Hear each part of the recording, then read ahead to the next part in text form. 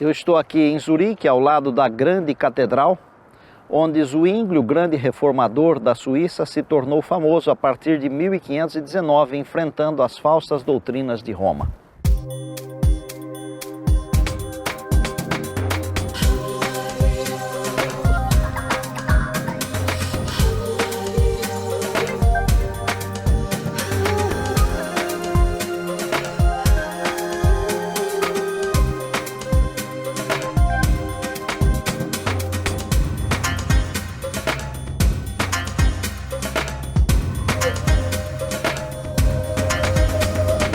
Ulrico Zwingli nasceu nos Alpes da Suíça em 1º de janeiro de 1484. O seu pai era pastor.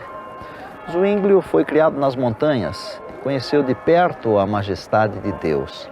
Estudou em Berna e também na Basileia e foi ordenado sacerdote, cuidando a princípio de uma igreja nos próprios Alpes. Assim que se formou e se tornou sacerdote, Zwingli tomou uma decisão, a decisão de estudar profundamente as Escrituras Sagradas. E quanto mais ele estudava a Bíblia, mais claramente via o contraste entre as doutrinas bíblicas e os falsos ensinos de Roma. Zwingli se submeteu à Bíblia como a palavra de Deus, única regra e suficiente e também infalível. Viu que a Bíblia deveria interpretar a si mesma. Procurou todo o auxílio possível para compreender de forma ampla e correta os ensinos da palavra. E para poder compreender plenamente, ele pediu a ajuda do Espírito Santo. Um pouco mais tarde, o próprio Zwingli escreveria o seguinte: comecei a suplicar a Deus a sua luz e as Escrituras foram se tornando muito mais claras e fáceis para mim. Em 1516, ele foi convidado a pregar pela primeira vez no mosteiro e assim a sua influência foi sentida muito além dos Alpes.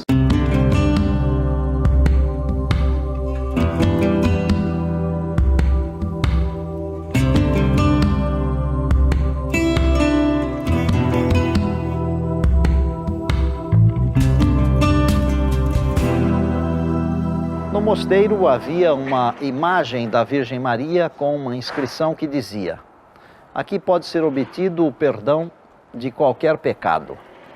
Multidões vinham de todas as partes do país, bem como da França e da Alemanha.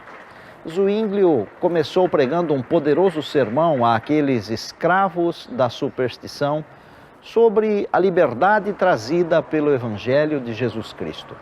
Muitos aceitaram o Evangelho com alegria, o que lhes tirava um peso, pois o catolicismo não podia oferecer a paz que Jesus tem para dar. E quando voltavam para os seus lares, levavam consigo a mensagem de alegria que a salvação produz no coração do crente.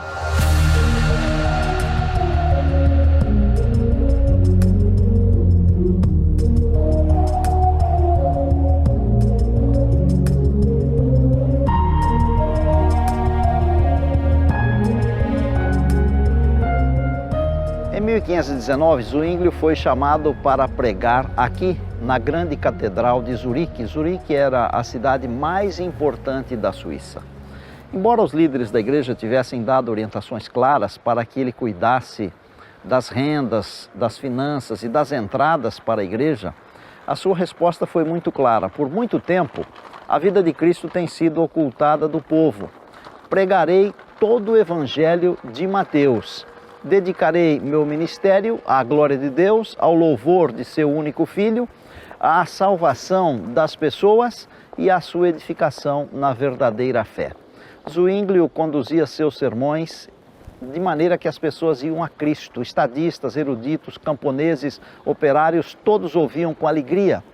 Muitos voltavam da catedral louvando a Deus e dizendo que Zwingli era o novo Moisés, o Moisés deles, e que tiraria o povo das trevas finalmente.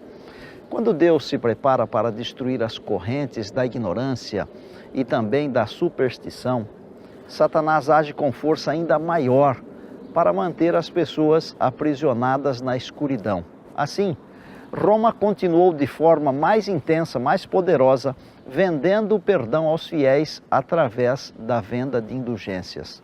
Agora, dois movimentos opostos estavam em ação. De um lado, o reformador ensinando a salvação pela graça através da fé em Jesus Cristo e condenando o pecado. E do outro lado, Roma permitindo o pecado e ao mesmo tempo fazendo dele a sua fonte de renda. Enquanto na Alemanha, o responsável pela venda das indulgências estava sob a responsabilidade de Tetzel, na Suíça o comércio do perdão foi colocado sob o comando de Sansão, um monge italiano. A pregação de Zwinglio contra as indulgências era tão poderosa e tão forte em Zurique, que mesmo Sansão tendo vendido muitos perdões por toda a Suíça, quando ele chegou a Zurique, além de não vender uma indulgência sequer, ele próprio, Sansão, foi mandado embora da cidade. A Igreja Católica queria colocar um fim às pregações de Zwinglio, tanto que o bispo de Constança enviou 3 delegados com o fim de fazerem Zwinglio silenciar.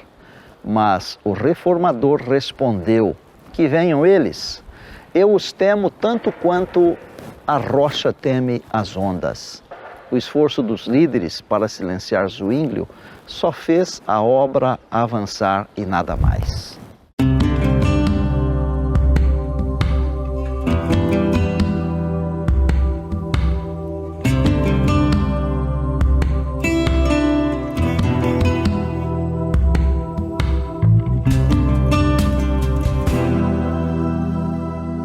Partindo do princípio de que só a Bíblia contém a doutrina necessária para a salvação, Zwinglio preparou 67 breves artigos de fé, afirmando que Cristo é o único chefe da Igreja e que a salvação se opera pela fé. Não é difícil concluir, porque Eurico Zwinglio foi considerado a voz de Deus para a Suíça. O reformador viveu até outubro de 1531 e esta foi a sua residência. Sua vida testificou que ele vivia com o Salvador.